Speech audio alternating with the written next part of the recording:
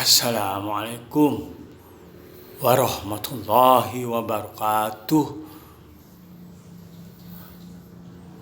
Asyhadu an la ilaha illallah wassalatu wassalamu ala rasulillah Muhammad ibn Abdillah wa ashhadu anna Muhammadan abduhu wa rasuluh amma ba'du.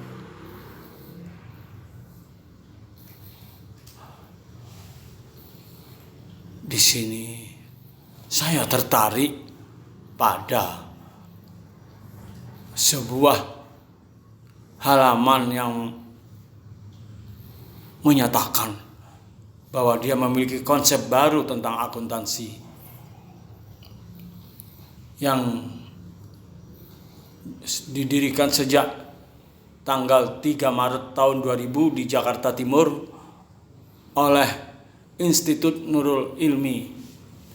Jadi ini kira-kira established sudah 21 tahun, saudara-saudara sekalian. Sebenarnya apa konsep baru ini? Mari kita ikuti.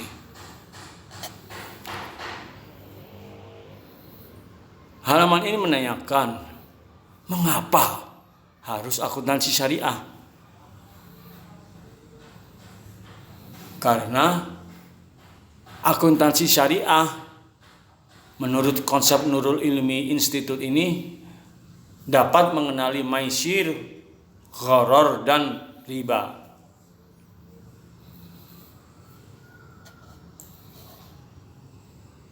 Apakah disiplin ilmu yang lain seperti hitung keuangan, matematika ekonomi, ekonometri tidak dapat mengenali maisir, mengenali gharar, dan mengenali riba?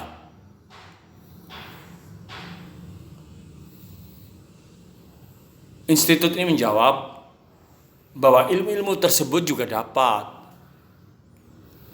tapi ada perbedaannya. Bagaimana cara akuntansi syariah bisa mengenali maisir, gharar, dan riba bila dibandingkan dengan disiplin ilmu yang lain seperti hitung keuangan, matematika ekonomi, ekonometri. Mereka mengenali maisir, gharar, dan riba dengan cara yang berbeda. Lantas, apa bedanya? Institut ini menjawab bahwa hitung keuangan, matematika ekonomi, ekonometri hanya mengenali maisir, gharar, dan riba, tetapi tidak merekamnya. Mereka hanya mampu mendeteksi dan meninggalkannya di resident memory. Ini sebuah istilah komputer, saudara-saudara sekalian. Jadi resident memory ini akan hilang jika komputer kita dimatikan. Jadi dalam hal ini komputer itu adalah orientasi kita dalam mengenali maisir, menghitung gharar, dan riba. Begitu orientasi kita berhenti, beralih ke suatu objek yang lain, maka otomatis orientasi kita itu mati, komputer kita mati, resident memory kita mati, dan maisir, gharar, dan riba itu semua rekamannya menjadi hilang.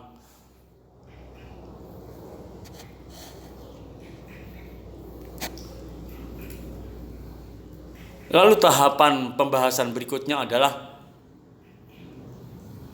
bagaimana cara kerja akuntansi syariah. Situs ini menjawab, sifat alamiah akuntansi akan merekam secara permanen setiap transaksi maisir, gharar, dan riba di dalam jurnal, di dalam buku besar, dan income statement. Bahkan diaudit secara independen oleh akuntan publik. Jadi inilah maksudnya perbedaannya, saudara-saudara sekalian. pada hitung matematika ekonomi, ekonometri, atau hitung keuangan yang lain. Transaksi maisir, gharar, dan riba ini cuma tinggal catatan aja. Cuma dicatat begitu saja. Dimasukkan ke dalam saku catatannya, dicuci sama istri kita, catatan itu hilang, rusak, kena air cucian. Tetapi dalam akuntansi syariah, catatan-catatan itu harus direkam dan dilindungi oleh hukum. Hukum itu hukum perdata,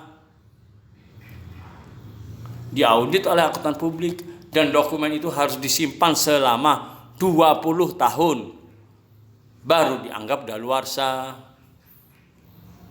Jadi jika dalam 20 tahun dokumen itu hilang, maka dapat dianggap ya, ini saudara-saudara sekalian, pemegang bukunya itu telah melakukan manipulasi, menyembunyikan data, atau dengan sengaja menghilangkan data. Itu bedanya akuntansi syariah dengan ekonometri, hitung keuangan, atau matematika ekonomi yang lain. Mereka tidak merekam, sedangkan akuntansi syariah ada kewajiban untuk merekam sesuai perintah undang-undang yang disebut dengan KUHD atau Kitab Undang-Undang Hukum Dagang. Dalam bahasa Belanda disebut BW.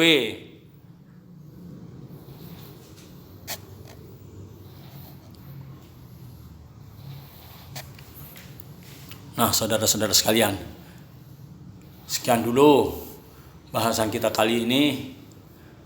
Kita harapkan nanti pertemuan selanjutnya kita bisa membahas apa dampak kerusakan akibat virus maisir, virus horor, dan virus riba ini jika mereka memasuki seluruh sendi-sendi kehidupan kita, kehidupan perekonomian keluarga kita.